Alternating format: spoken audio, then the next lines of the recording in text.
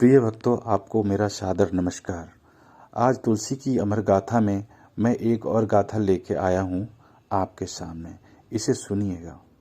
कार्तिक महीने में सब औरतें तुलसी माता को सींचने जाती।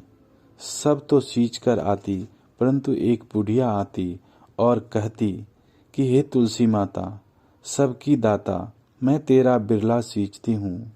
मुझे बहू दे, पीले रंग की धोती दे, मीठा मीठा घास दे, बैकुंठ में बास दे। चटक की चाल दे, ग्यारस का दिन दे, कृष्णा का कंधा दे। तब तुलसी माता यह सुनकर सूखने लगी तो भगवान ने पूछा कि हे तुलसी, तुम क्यों सूख रही हो? तुलसी माता ने कहा, मेरे मन की मत पूछो। तो भगवान ने कहा कि अगर मैं यह बात नहीं पूछूंगा तो कौन पूछेगा? तो तुलसी माता ने कहा कि एक बुढ़िया रोज आती है और यही बात कह जाती है, परंतु मैं सब बात तो पूरी कर दूंगी, लेकिन कृष्णा का कंधा कहाँ से दूंगी?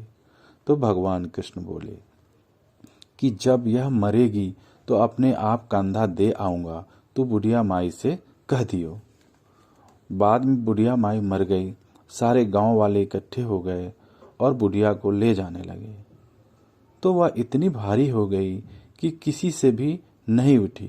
तब सबने कहा, यह तो इतनी पूजा पाठ करती थी, पाप नष्ट होने की माला फेरती थी, फिर भी भारी हो गई। बूढ़े ब्राह्मण के वेश में भगवान आए।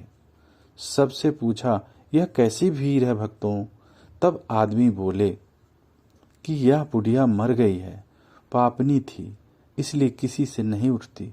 तो भगवान ने कान में पास आकर कहा, बुढ़िया माई मन की निकाल ले, पीताम्बर की धोती ले, मीठा मीठा घास ले, बैकुंठ का बास ले। चटक की चाल ले, चंदन का काठ ले, झालर की झंकार, दाल भात को जिम और कृष्णा का कंधा ले। फिर यह बात सुनकर बुढ़िया माई हल्की हो गई। भगवान जी अपने कंधे पे ले गए और उसे मुक्ति मिल गई। हे तुलसी माता, जैसे उसकी मुक्ति करी वैसी हमारी भी करना, और जैसे भगवान ने कंधा उसको दिया वैसा हमें भी देना। तो प्रिय भक्तों, ये कहानी कैसा लगा आप मुझे कमेंट बॉक्स में कमेंट करके बताइएगा। और इस एपिसोड को मैं यहीं पे ख़त्म करता हूँ और आप अपना स्नेह बनाए रखिएगा। तब तक के लिए आपका धन्यवाद।